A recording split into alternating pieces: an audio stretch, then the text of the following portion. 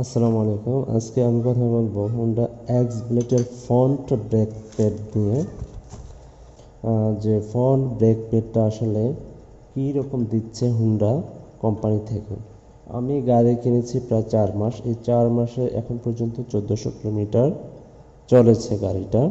তো 1400 কিলোমিটার চলার পরে আমি এর আগে আমি একটা অনুভব করলাম যে ফ্রন্ট ব্রেক প্যাডটা হয়তো খুব দ্রুত ক্ষয় হয়ে যাচ্ছে।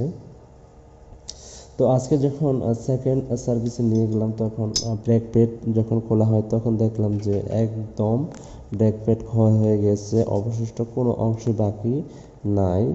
আর এতদিন প্রায় অনেক দিন এই ব্রেক প্যাডটা হচ্ছে লোহার সাথে ঘষা খেয়ে চলেছে, অর্থাৎ ব্রেক প্যাডে কোনো ধরনের রাবার অবশিষ্ট ছিল না। তো আমি খুবই হতাশ যে মানসম্মত কোম্পানির ব্রেক প্যাড যদি 1000 কিলোমিটারে ক্ষয় হয়ে যায়, জোড়া ব্রেক প্যাডের দাম 900 টাকা, তাহলে তারা কি ধরনের ব্রেক প্যাড কাস্টমারকে প্রোভাইড করছে। আমি এই হুন্ডা চালানোর ক্ষেত্রে কিন্তু আমি খুব ভালোভাবে হুন্ডা রাইড করি।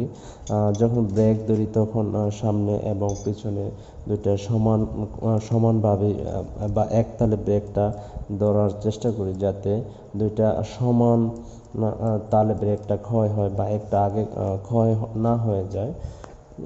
তো আমি আজকে এই জিনিসটা দেখে খুবই হতাশ হলাম যে 900 টাকার একটা ব্রেক প্যাড যদি এত দ্রুত ক্ষয় হয়ে যায়, তাহলে 200, 300, 400 টাকায় যে লোকাল মার্কেটে ব্রেক প্যাড পাওয়া যায় সেটা কি দোষ করলো? সেটাও তো সেই ব্রেক প্যাডগুলো দিয়ে তো 800 কিলোমিটার, 900 কিলোমিটার বা 1000 কিলোমিটার চালানো যায়। তাহলে হুন্ডা কোম্পানি যে 900 টাকা ব্রেক প্যাডগুলো রাখতেছে, সেই ব্রেক প্যাডের মান কোথায়?